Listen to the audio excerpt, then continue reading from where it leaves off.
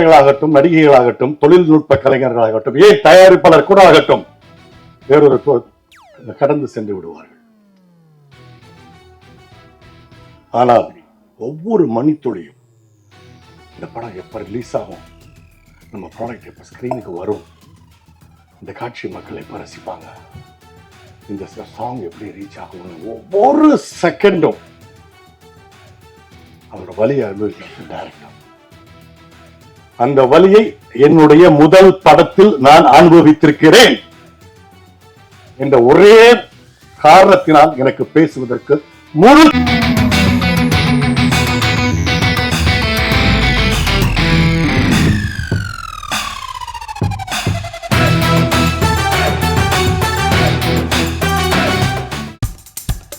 இப்போ நம்ம என்டர்டெயின்மெண்ட் ஆக போகுது பிளஸ். என்னது 5+ OTTs, 800+ blockbuster movies, அதுவும் 1+, 2+, 3+, multi+ languagesலயா? Exclusive movies, brand new web series, interesting-ஆன short movies. Wow, இதுல இவ்ளோ பிளஸ் இருக்கா? இதுல இருக்க ஒரே ஒரு மைனஸ், அதுவும் நமக்கு பிளஸ் தான். மத்த எல்லா OTT-ய விட மைனஸ் பிரைஸ்ல, அதுவும் ஒரு நாளுக்கு ₹1 தான். OTT Plus டவுன்லோட் பண்ணி நான் என் சந்தோஷத்தை பிளஸ் ஆக்கிட்டேன். அப்ப நீங்க OTT Plus, இது ஆல் இன் ஒன் ஆப். உடனே டவுன்லோட் பண்ணுங்க. OTT Plus, இதுல எல்லாமே பிளஸ். அனைவருக்கும் வணக்கம்.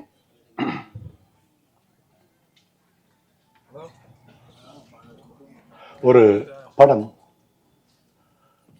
அதன் விடியலை தொடுவதற்கு அது வெள்ளித்திரையில் வெளியாவதற்கு எடுத்துக்கொள்ளும் காலம் ஏதோ ஒரு காரணங்களால் சில சமயம் தாமதமாகும் போது அதன் வலியை முழுக்க கடந்து செல்பவன் அந்த இயக்குனர் மட்டுமே.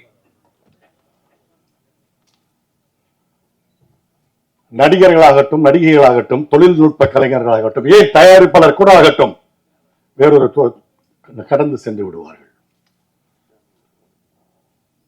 ஆனால் ஒவ்வொரு மணித்துளியும் இந்த படம் எப்ப ரிலீஸ் ஆகும், நம்ம ப்ராடக்ட் எப்ப ஸ்கிரீனுக்கு வரும், இந்த காட்சி மக்கள் எப்ப ரசிப்பாங்க, இந்த சாங் எப்படி ரீச் ஆகும், ஒவ்வொரு செகண்டும் அவரோட வலியை அனுபவிக்கிறது டைரக்டர். அந்த வலியை என்னுடைய முதல் படத்தில் நான் அனுபவித்திருக்கிறேன் என்ற ஒரே காரணத்தினால் எனக்கு பேசுவதற்கு முழு தகுதி இருக்கிறது.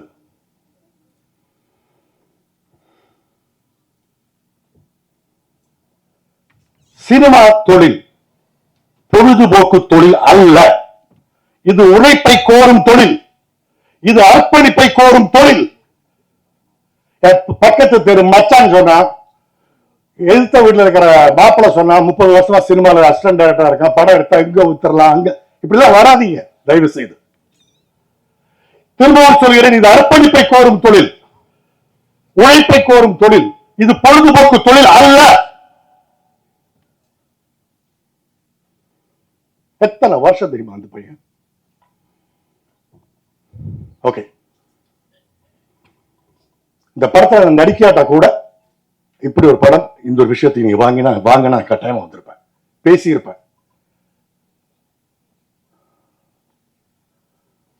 இன்னைக்கு இருக்கிற மேடையில் இருக்கிற இவ்வளவு பேர்ல எத்தனை பேர் இந்த படத்துல இன்வால்வ் ஆனவங்க, எத்தனை பேர் இந்த படத்துல நடிச்சவங்க, எத்தனை பேர் இந்த படத்துல சம்பளம் வாங்கினவங்க? கிடையாது. ஏன்னா அவங்களுக்கு வேற ப்ரையாரிட்டி இருக்கு.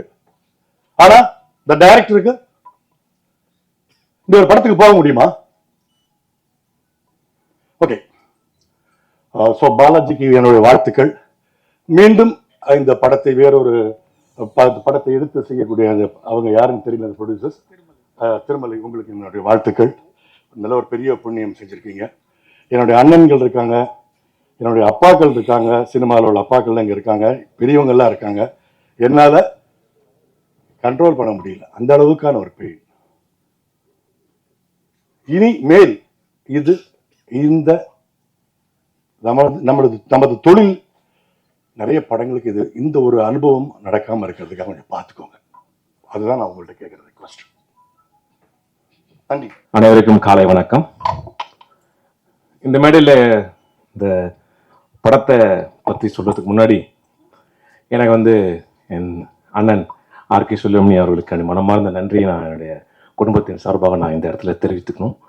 ஏன்னா இதோட ஒரு சிறந்த மேடை எனக்கு கிடைக்காது. அவர் எந்த மேடையில் பார்த்தாலும் நன்றியை சொல்லிடுவேன். ஏன் அப்படின்றதுக்கு நீங்கள் எல்லாரும் யோசிப்பீங்க. இப்போ அண்ணன் அழகம் பெருமாள் சொன்னார் இல்லைங்களா, ஒரு படம் எடுக்கிறது ஒரு பெரும்பாடு அப்படின்னா அதை ரிலீஸ் பண்ணுறது அதை விட டபுள் கஷ்டமாக இருக்கு. இதை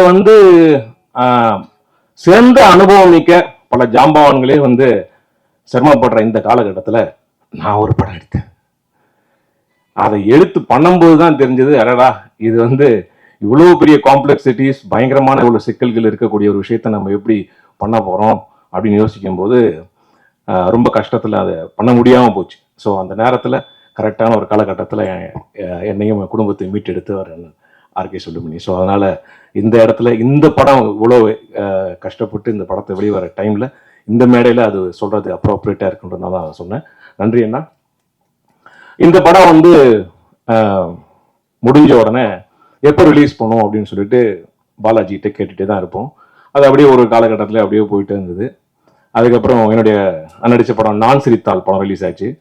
அப்போது எனக்கு ஒரு நல்ல ஒரு பேர் கிடைச்ச அந்த கேரக்டரில். அப்போது நான் பாலாஜிகிட்ட சொல்லுவேன், பாலாஜி இந்த படம் இப்போ ரிலீஸ் பண்ணினா என்னையும் நிறைய பேருக்கு மக்களுக்கு தெரியுது, இன்னும் கொஞ்சம் நல்லா போவோம் பாலாஜி அப்படின்னு. அதுக்கப்புறம் ஹீரோவுடைய படம் ஓமை கடவுளை, அதுவும் ஹிட் ஆயிடுச்சு. ஸோ அவரும் நல்ல பேர் மார்க்கெட் இருக்கும்போது இப்போ ரிலீஸ் ஆனால் அந்த படம் நல்லாயிருக்கும் அப்படின்னு நாங்கள் பேசிகிட்டே இருப்போம் ஒரு டைமும். அதுக்கப்புறம் இந்த கோவிலுக்கு போயிட்டு வாங்க, அந்த கோவிலுக்கு போயிட்டு வாங்க, இந்த மலைக்கு போயிட்டு வாங்க இப்படிலாம் சொல்லி என் பேச்சை கேட்டு தான் பாலாஜி வெள்ளியங்கிரி மலைக்கு போயிட்டு வந்தார். அதுக்கப்புறம் சொன்னார், இனிமேல் அந்த மலைக்கு நான் போகவே மாட்டேன்னு அப்படின்னு. ஸோ அதனால் இவ்வளவு காலகட்டங்களில் இவ்வளோ கடினங்களுக்கு பிறகு, இவ்வளோ கஷ்டத்துக்கு பிறகு இந்த படம் ரிலீஸ் ஆகுது அப்படின்னு நினைக்கும் போது பாலாஜிக்காக நாங்கள் எல்லாரும் ரொம்ப சந்தோஷப்படுறோம், ரொம்ப பெருமைப்படுறோம். பாலாஜி ஏன்னா ஒரு ரொமான்ஸ் எல்லாருக்குமே பிடிக்கும், ஃபன்னும் ரொம்ப எல்லாருக்குமே பிடிக்கும். ஸோ என்றைக்குமே ஒரு ஸ்டோரியில் ஒரு ஃபில்ம் பேஸில் ராம்காம் என்றைக்குமே ஒரு பெரிய ஹிட்டான ஒரு கான்செப்ட். எங்கள் அன்பேவாலேருந்து எடுத்தீங்கன்னா ஸோ அந்த மாதிரியான ஒரு ஃபுல் ஃபன் இந்த படத்தில் ஒரு ஆரோக்கியமான நகைச்சுவை தந்திருக்காரு பாலாஜி. அவருக்கு மனமார்ந்த பாராட்டுகள். மியூசிக் டைரக்டர் நிவாஸ், இது உங்களுடைய ஈவெண்ட்டு. ஸோ கண்டிப்பாக உங்களுக்கு இது ஒரு பெரிய ஒரு மேடையாக அமையும், நிறைய பாராட்டுகள் வரும்ன்ற வாழ்த்துக்களோடு அனைவருக்கும் நன்றி கூறி இந்த வாய்ப்புக்கு எனக்கு தந்ததுக்கு பாலாஜி எல்லாருக்கும் என்னுடைய மனமார்ந்த நன்றி. ப்ரொடியூசர் சார், உங்களுக்கு என்னுடைய மனமார்ந்த நன்றி. இந்த படம் ஒரு மிகப்பெரிய வெற்றி அடையும். அனைவருடைய வாழ்த்துக்களும் அன்போடும் நன்றி, வணக்கம். பத்திரிகையாளர் நண்பர்கள் அனைவருக்கும் வணக்கம். மேடையில் இருக்கும் பெரியவர்கள் அனைவருக்கும் வணக்கம். இது ரொம்ப ஒரு இனிய காலையாக இருக்கும்னு நினைக்கிறேன். ஏன்னா இந்த படத்தில் ஒர்க் பண்ணது ஒரு ரொம்ப சந்தோஷமான ஜாலியாக ஃபன். எங்களுக்கு படம் பண்ணும் பொழுது நிறைய படங்களில் அந்த அனுபவம் தான் நடிகர்களாக எங்களுக்கு இருக்கும். பட் ஆடியன்ஸுக்கு கொஞ்சம் டார்ச்சர் பண்ணுற மாதிரி ஆயிரும். பட் இந்த படத்தில் எல்லாமே நாங்கள் எந்த அளவுக்கு என்ஜாய் பண்ணியிருக்கோமோ அது ஸ்க்ரீன்லேயும் ஒர்க் அவுட் ஆகிட்டுருக்கு. அதை எவ்ரி டைம் டெக்னீஷியன்ஸு போஸ்ட் ப்ரொடக்ஷனில் பார்க்கும்பொழுதும் சரி, பிஸ்னஸுக்காக பார்க்கும்பொழுதும் சரி, அந்த ரியாக்ஷன்ஸ் ரொம்ப என்கரேஜிங்காக இருக்குது. ஸோ இது ஐம் ஜஸ்ட் வெயிட்டிங், சாரி,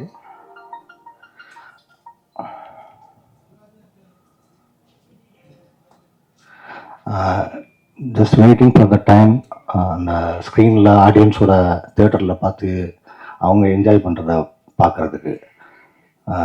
நிறைய இருக்குது. பட் மேடையில் இருக்கிறவங்க எல்லாமே பெரிய ஆளுங்க, நிறைய பேசணும். அதனால் நான் நன்றி சொல்லி விடைபெற்றுக் கொள்கிறேன். நன்றி, வணக்கம். அனைவருக்கும் வணக்கம். எனக்கு முன்னாடி நிறைய பேர் காரசாரமாக பேசிட்டு போனதுனால நான் உப்பு சப்பு இல்லாமல் ஒரு வாழ்த்துக்கள் வேண்டி தெரிவிச்சுக்கிறது தான் இருக்கேன்.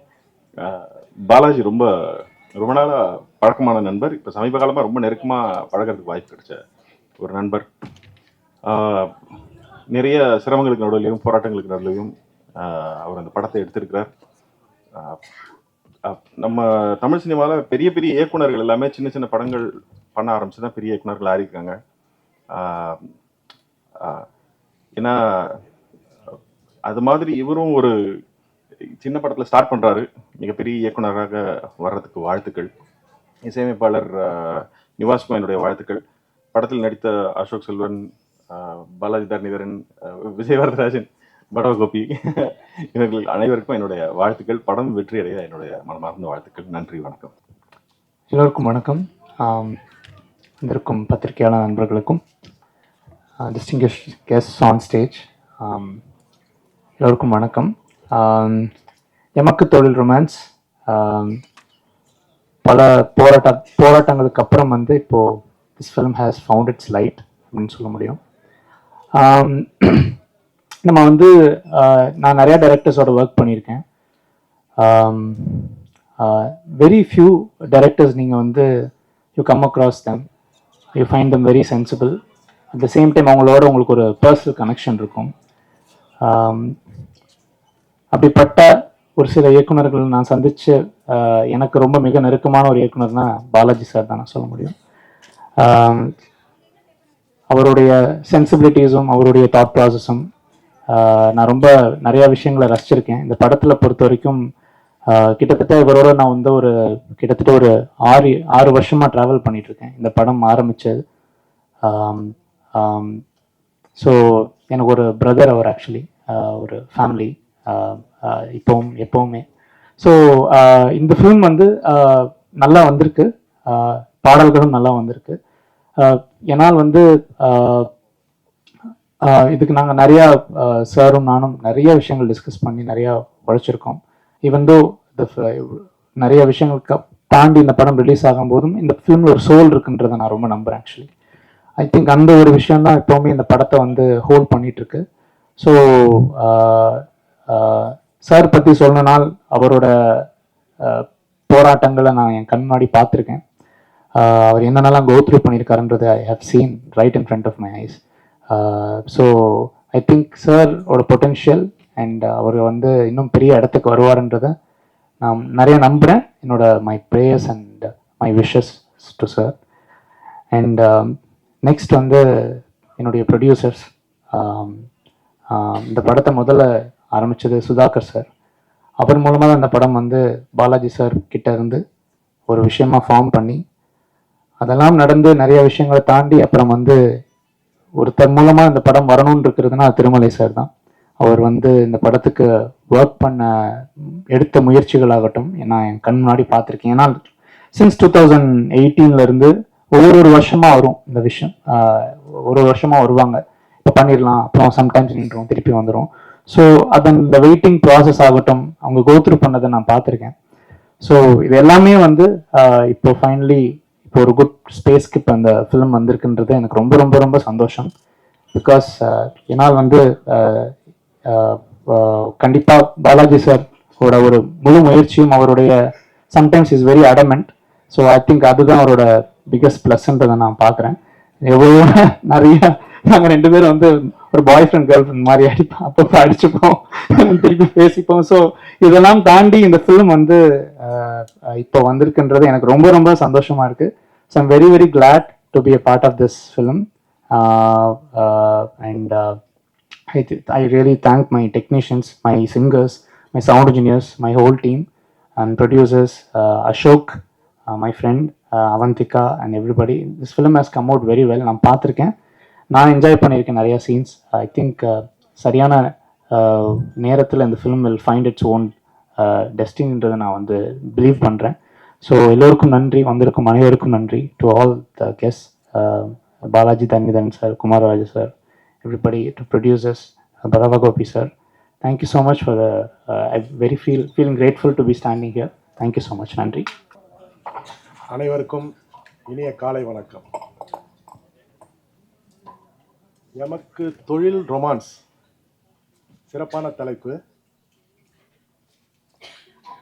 இந்த சிறந்த படம் வெற்றி அடைய எனது வாழ்த்துக்கள். எனது நண்பர் திருமலை அவர்கள் மிகுந்த சிரமப்பட்டு இந்த திரைப்படத்தை, அதாவது இந்த சிறந்த திரைப்படத்தை எடுத்திருக்கிறார். அவருடன் இணைந்து பணிபுரிந்த அனைவருக்கும் என்னுடைய வாழ்த்துக்கள். ஒரு திரைப்படம் வெளியாவதற்கு பல்வேறு பிரச்சனைகளில் முக்கியமான காரணம் நிதி, ஃபைனான்ஸ். ஃபைனான்ஸ் இல்லாததுனால தான் நிறைய படம் வந்து எடுக்க முடியாமல் இருக்கு. அண்ணன் ராஜன் அவர்கள் இருக்கின்றார். Film producer cooperative society. நம்ம சாதாரணமாக என்ன நினைப்போம்னா ஒரு கோஆபரேட்டிவ் சொசைட்டி, ஏதோ ஒரு 100, 500, 1000. பட்டு இந்த கோஆபரேட்டிவ் சொசைட்டிங்கிறது பார்த்தீங்கன்னா இந்தியா முழுக்க 1.5 லட்சம் கோடிக்கு மேலே பணம் இருக்கு. ஆனால் இதில் முக்கியமானது வந்து ஒற்றுமை. ஒரு பொறாமை உணர்ச்சி இல்லாமல் ஒற்றுமையாக இணைந்து செயல்பட்டீங்கன்னா நீங்கள் யார்கிட்டயும் நிதி கேட்டு போக வேண்டிய அவசியம் கிடையாது. இதில் என்னன்னா கோஆபரேட்டிவ் சொசைட்டியில் உங்களுக்கு இன்ட்ரெஸ்ட் ரொம்ப குறைவு. ரெண்டாவது என்னன்னா கொலாட்ரல் கிடையாது. எந்த ப்ரொடியூசருமே எந்த சொத்தையும் கொடுக்க வேண்டிய அவசியம் கிடையாது. அதே மாதிரி அந்த ஃபிலிம் ப்ரொடியூசர் கோஆபரேட்டிவ் சொசைட்டியில் ஒரு உதாரணத்துக்கு 1 லட்சம் ரூபாய் இருக்குதுன்னா உங்களுக்கு வங்கியிலிருந்து 9 லட்சம் ரூபாய் கொடுக்குறாங்க, எந்தவித கொலாட்டலும் இல்லாமல். அது இல்லாமல் சப்சிடி இருக்கு. நீங்கள் ஒரு நல்ல திரைப்படம் கொடுக்குறீங்க, ஒரு அவேர்னஸ் மாதிரி கொடுக்குறீங்க, ஒரு கிரீனிஷ் கொடுக்குறீங்கன்னா அதுக்கு உங்களுக்கு சப்சிடி கொடுக்குறாங்க அரசாங்கத்தில். பல்வேறு நல்ல சிறப்பு அம்சங்கள் இருக்கு. இதில் ஒரு உயர்மட்ட ஒரு அமைப்பாக ஃபிலிம் ப்ரொடியூசர் கோஆபரேட்டிவ் சொசைட்டி ஏற்படுத்தி ஒரு தவறு நடக்காமல், ஒரு தில்லுமுள்ளு நடக்காமல் கரெக்டாக இணைஞ்சு நீங்கள் பயணம் பண்ணீங்கன்னா நீங்கள் யார்கிட்டையும் போய் ஃபைனான்ஸ் கேட்க வேண்டிய அவசியமே கிடையாது. ஒரு 15 பேர் 20 பேர் கொண்ட உறுப்பினர் மாதிரி இணையுங்க. இணைச்சி அதை ஒரு டாப் லெவல் கமிட்டியாக வைங்க. பணம் இருக்கு, நீங்களே முடிவு பண்ணுங்க, நீங்களே முதலாளி, நீங்களே கொடுங்க. அரசாங்கத்துடைய உதவிகள் நிறைய இருக்கு அதில். அதை விட்டுட்டு பணம் இல்லை உங்களுக்குள்ள ஒரு போட்டி பொறாமை, இவரை கேட்கறது, கொலாட்டல் கொடுக்கறது, சொத்து இல்லாமல் நடுத்தரில் வந்து நிற்கிறது. பணத்தை எடுத்துட்டு நிறைய தயாரிப்பாளர்கள் நடுத்தரில் தான் இருக்காங்க இல்லையா? இன்னைக்கு வங்கிகள் தான் உதவி பண்ணுது. உங்களுடைய சொத்து ஒரு காசு கொடுக்க தேவையில்ல, வங்கிகள் கொடுக்குது. அது இல்லாம தள்ளுபடி இருக்குதுல. இதை வந்து நீங்க எல்லாமே மிகச்சிறந்தவங்க, நிறைய விஷயங்கள் தெரிஞ்சவங்க.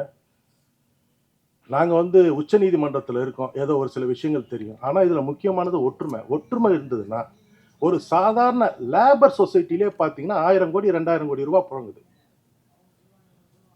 இந்த மாதிரி ஒரு அமைப்பு நிறுவுங்க. அனைத்து திறமையானவங்க, உயர்வானவங்க இங்கே இருக்கீங்க. இதை கொஞ்சம் கவனத்தில் எடுத்துக்கோங்க. எடுத்துக்கிட்டு சிறப்பாக இதை அமைச்சு செயல்பட்டீங்கன்னா வெற்றி உறுதி மட்டும் கிடையாது. எதிர்காலத்தில் ஒரு 10 ஆண்டுகள் 20 ஆண்டு காலம் கழித்து பார்த்தீங்கன்னா இந்த சொசைட்டிலேயே 100கணக்கான கோடிகள் இருக்கும். அதை உங்களுக்குள்ளவே ஒரு டர்னில் ஒரு சூழ்நிதி மாதிரி போட்டு நீங்கள் பண்ணலாம். இதுக்கு ஒரு டாப் எக்ஸ்பர்ட் கமிட்டியை வச்சுக்கோங்க. ஒரு படத்தை பாருங்க, அதுக்கு எவ்வளோ நீங்களே கொடுங்க, நீங்களே எடுத்துக்கோங்க.